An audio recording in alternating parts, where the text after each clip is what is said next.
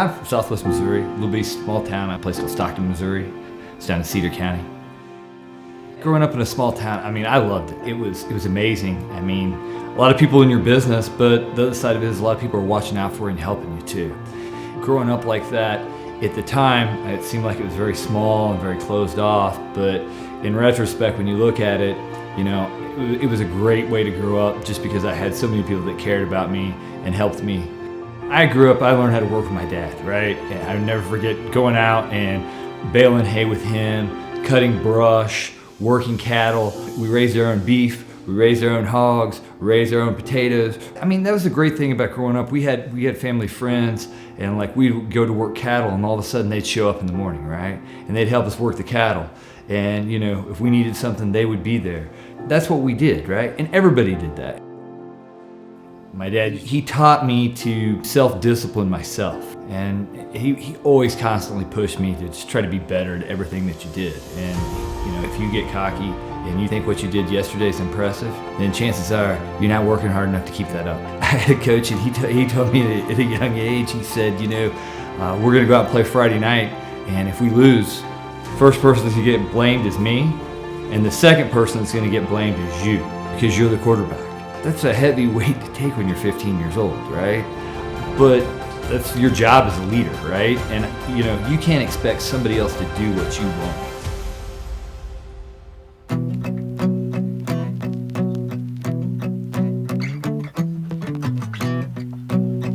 What I love most about football is it being part of a team. And I was lucky enough, I played with some great guys. I got to lead those guys and be part of that. And it was an amazing experience growing up and being able to be part of a town like that where everybody rallied around a program like that. I mean, I learned so much from that experience and learning that, you know, what you do, what you say, and how you act counts.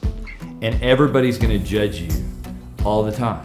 And so you need to be an example, because if you don't set an example, you can't lead people and ask them to do something that you won't.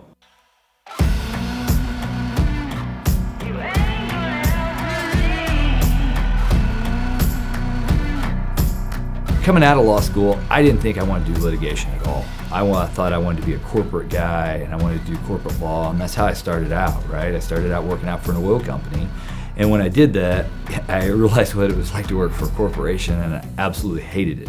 I wanted to actually help people, so that's why I got in and decided I was going to move back here to St. Louis and start representing individuals instead of corporations.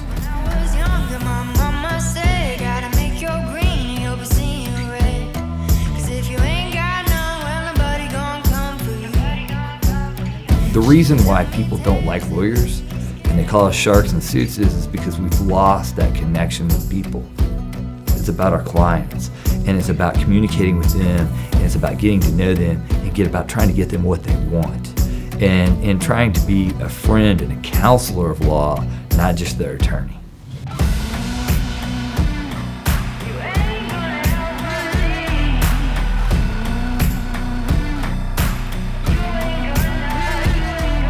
So I try to sit down with all my clients from the beginning. I call it the kitchen table. You sit down at the kitchen table, and I talk to them through the whole process of, you know, hey, you know, we're going to file your lawsuit. We're going to do written discovery. I explain that process. I explain taking the depositions. I explain disclosing experts, deposing experts, and we have to be completely honest with one another about things, about what this is, right? About what my role is going to be and what I need you to do in your role. Again, it's a team concept, you know. Everybody's got a position. You know, I'm gonna be the quarterback and I'm gonna move the ball down the field, right? And it doesn't matter what kind of case it is, whether it's a trucking case, a car accident, or a complex products liability case. We're gonna try it. We're gonna take chances, because you have to take chances to win. Because when you take chances, that means that you believe, right? You believe in yourself. You believe in the case. You believe in people. Even if you have something that's not, you know, an injury where you're going to be in a wheelchair the rest of your life, you get up every morning and my back, it hurts, and you got to deal with that for the next 40, 50 years, right? And we start talking about what's to make that fair, to even that scale, when we're talking about those damages 40 years in the future. And that's tough. That's the toughest part, to communicate to jurors about these losses that people have that we can't put a dollar amount on now, because they're going to happen 20, 30, 40 years from now. Or my dad's not gonna be able to walk me down the aisle. If you had to trade that right now, what would that be worth? I think that to be a trial lawyer, you have to love what you do. And I think you have to care deeply about the person that you're doing it for. Because if you don't, you begrudge the time, the effort, and the expense that you put into these matters. I always tell my clients that we go to trial, there's only really 3 things that are gonna matter. The first is how you feel about me. The second is how I feel about you. And the third, and the most important, is how the jury feels about us. And if we don't have 1 and 2, we're never gonna get to 3.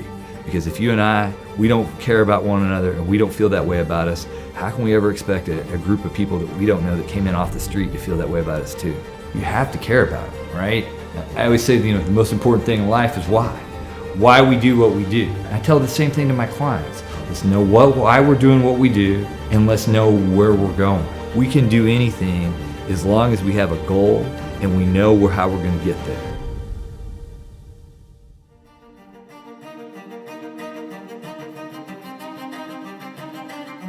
My name is Zane Cagle. I'm the founder of the Cagle Law Firm. We represent people throughout the state of Missouri and Illinois that have been seriously hurt, and that's all we do.